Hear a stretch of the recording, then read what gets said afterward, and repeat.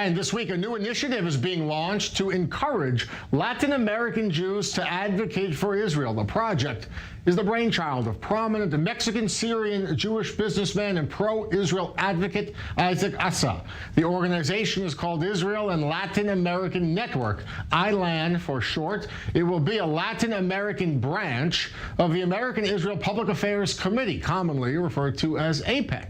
The organization will bring the United States, but also Central and South America together to better support and advocate for Israel. And Isaac Assa is joining us now in studio to tell us more. Thank you, sir, so much for being with us. Thank you, Jeff. I know this is important to you personally, to get this project off the ground. Why? Why is this idea so important to you? Well, first of all, thank you for having me on the studio. I appreciate. You know, Latin America are 31 countries with a lot of people, 650 million people, as well as the United States, there are 57 million Latinos. So the idea and basically what we are doing is to bringing this connection with Israel. It's very important. And we're doing this through three avenues, basically. The first one, we are bringing delegations to Israel of all the broad, from politicians to businessmen, everybody. And without, you know, Israel is a country of innovation, technology. This is what we are. And through showing that, you know, they can become and they can make their countries and their people better. That is one avenue.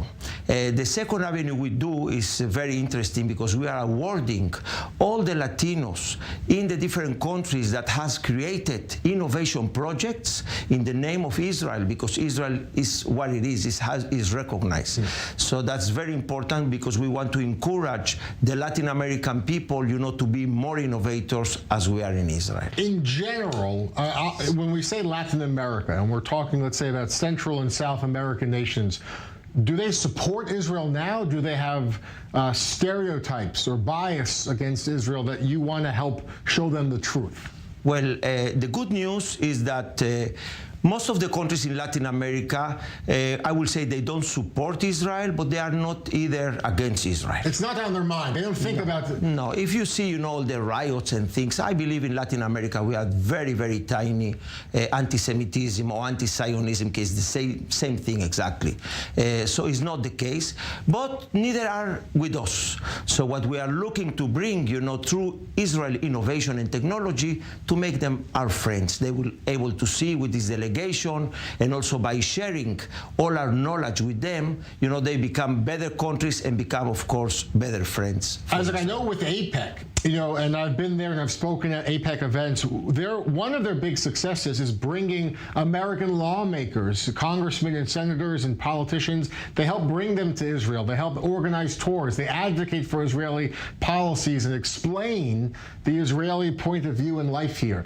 Can the same be done with ILAN? Well, this is exactly what we're doing, but not only focusing on politicians, but also focusing on business people, entrepreneurs, university students. So we are doing it on a much bigger scope. You know, you need to know that different than AIPAC, ILAN or ILAN is not a Jewish organization. So we have members of our board from all religions. So we are very much open, and this is, of course, the way we're doing this work. How much of your personal story is influencing your passion for this? I mean, you as a young child, you and your family, when you left Syria, you had just a few dollars to your name, really, right? Just a few dollars. Yes. And you resettled in Mexico, and your family built from scratch, and now you are this very successful businessman and investor. How much of your history here in the Middle East continues to influence the person you are now today?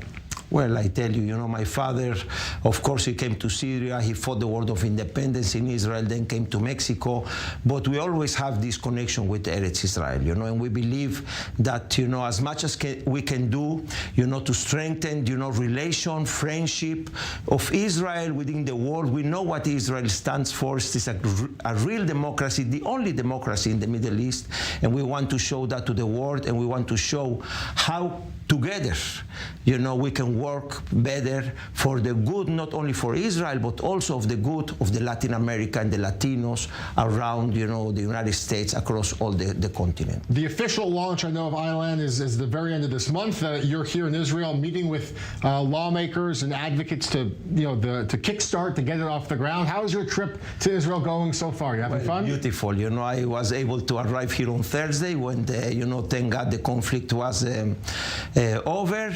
So everything looks great, looks peaceful. I'm very happy. And what we are launching basically is the operations in Israel.